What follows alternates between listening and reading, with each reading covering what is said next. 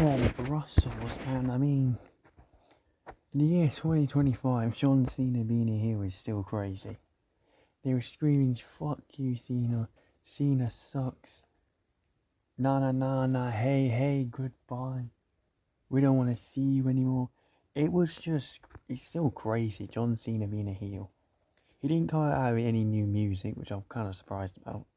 Um, but then he told the fans basically, "You don't get new music, you get nothing." This was perfect. Absolutely the perfect segment. Cody didn't come out straight away, which made the most sense because we all wanted to hear what John Cena wanted to say. Everybody in the crowd was either going, "Let's go Cena" or "Cena sucks." Netflix had to censor obviously the few Cena chants. Cena's a heel is way better on the mic than he is as a face. And it's probably because he kind of acted like a heel on the mic. He basically said to a kid, "Fuck them kids." He was like, "You kid crying, I know you stop crying, this, that." He put the mic up and was like, "John Cena sucks! John Cena sucks!" It's just crazy how the crowd just like that have turned on him. A guy who's controlled the company for so long, being one of the top guys in the company for so long, and they've just gone bang, we don't like you anymore. It's brilliant. Personally, I love heel John Cena. He was so good on the mic. It was absolutely perfect. And then he got to the point of being like 14 minutes in, and then Cody's music hit, and the crowd went absolutely crazy. We got the whoa, and it was really, really loud. The Cody promo was very short, sweet, good, which leads to them both being in Glasgow next week. There's rumours, obviously, that The Rock is going to be at least one of these international shows. I personally believe it's got to be London. I don't think it'll be Glasgow. Yeah, Cody got on the mic. John Cena said, "Listen, kid," and he went, "Enough, John, enough. Who the hell are you?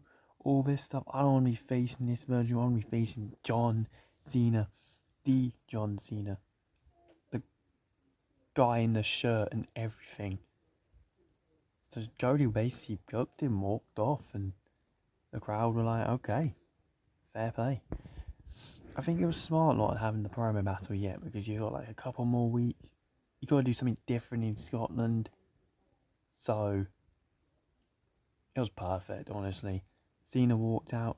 The shot of "After this, you can't see me." It is crazy. That's it. Those people in Brussels will never see John Cena again. That's it. Their last time seeing the guy was booing him, telling him to fuck off, saying that we don't like you.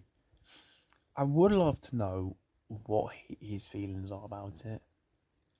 I'm sure he's kind of happy he's done really well the heel character, cooked the crowd, but at the same time, is there not like a part that's like, it does kind of suck, but yeah, this is my final run. I'm not going back to this place.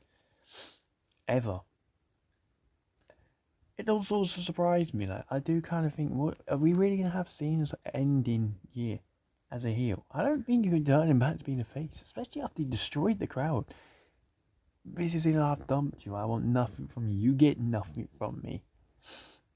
It's going to be interesting to see the reaction for him in Glasgow. Will they boo him? Will they cheer him? Because, he's never been to Scotland, I assume, before. I'm very interested.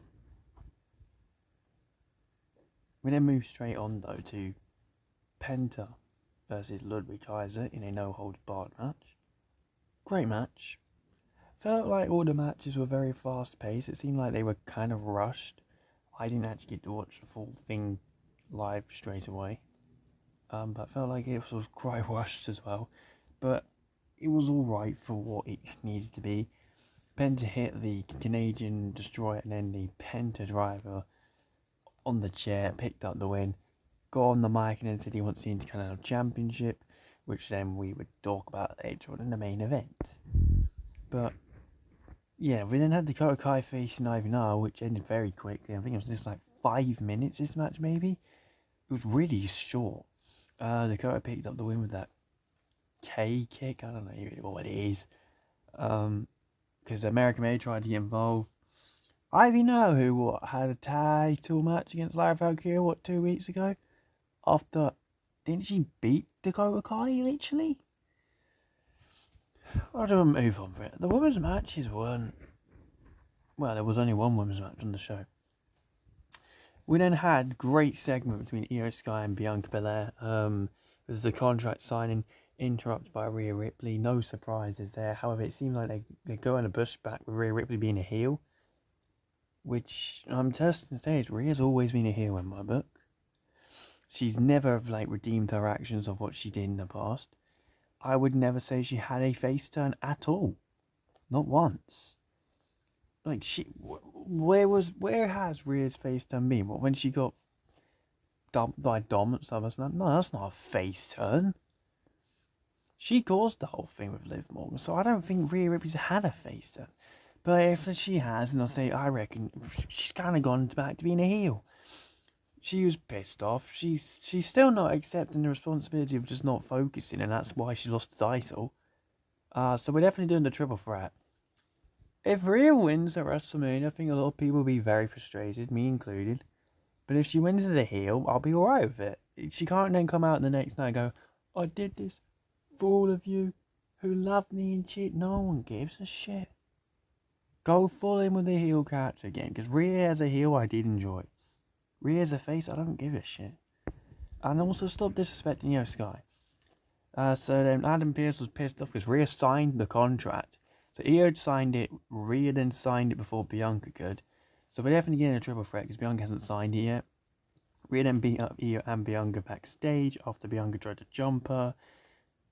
Yeah, I think we've got to go with the Rhea being a heel, or it's Bianca's a heel, but I think Rhea's the heel in this thing because she doesn't deserve to be in this match. She really doesn't. But if she's a heel, I can get behind it. If she comes out it's interesting what the crowd reaction will be for her. I know the crowd like her, but I don't know. Do the crowd boo Rhea? Maybe they don't yet. If they can boo John Cena, they can boo Rhea Ripley. Anyway, we then had the LWO versus the American-made Creed Brothers. Good match, solid match. LWO pick up the win.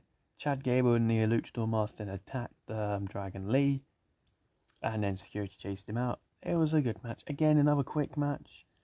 Really think most of this show was promos and stuff, which was alright. Some people don't like matches all the time. Seth Rollins came out in the most normal clothes I've ever seen him wearing in my entire life. His promo was okay. He did his little dance, his little song. I feel like the guy would have been a bit annoyed after what happened last week, more annoyed than he was in the ring. So I think Friday's gonna be the big thing. You probably didn't need to have them out tonight first. You could have had something else, like maybe extending the matches. But without quick, last but not least, we talk about the main event, which was Dominic Mysterio. No, sorry, it wasn't Dominic. It was actually Finn Balor versus Braun Breaker. Decent match. Enjoyed it. Yeah. Thought we'd have a bit of a better thing than what we did in the end, to be honest. Braun Breaker ended up picking up the win because Dominic kind of cost Finn Balor. After he helped Finn, he then cost Finn by accident. Braun then hit the jumping spear, picked up the win on Finn Balor. Yep, I know, Finn Balor's back again. Same old stuff as the Judgment Day. I thought we'd get something a bit bigger. I also didn't think this would be the ending, and I was right. Dom and then Carlito tried to beat up Braun, and then Penta's music hit to a great reaction. Penta came out, kicked Dom, so yeah, he's not joining the Judgment Day, obviously. Because earlier in the show, he was like, oh yeah, I think Penta would be perfect for the Judgment Day. Finn called him a snake and everything. Gonna be interesting to actually see how the Judgment Day stuff goes next week, because Dom kind of did cost Finn. Wasn't on purpose, obviously, it was an accident. So I'm very interested to see how that stuff goes. And then Penta and Braun Breaker stare down. Braun lifts up the title. Penta does the Cielo Melo. And that's how the show ends. I kind of thought we'd get a scene of brawling with Cody thing. Maybe we're not getting that yet. Yeah, no, very good Raw episode. I really enjoyed it. I feel like the opening segment you could have switched that with the main event, and that would have made it a perfect show. Because I just don't think anything could ever match the opening segment. But then again, the opening segment probably made people hooked on the show. So I don't know. But then also people would stay around to watch the show if it was main eventing. So maybe Seth Roman and Punk main event SmackDown. But anyways, Raw was very good. I love the crowd. International crowds make anything good. And we'll be back obviously for Italy. So I'll see you.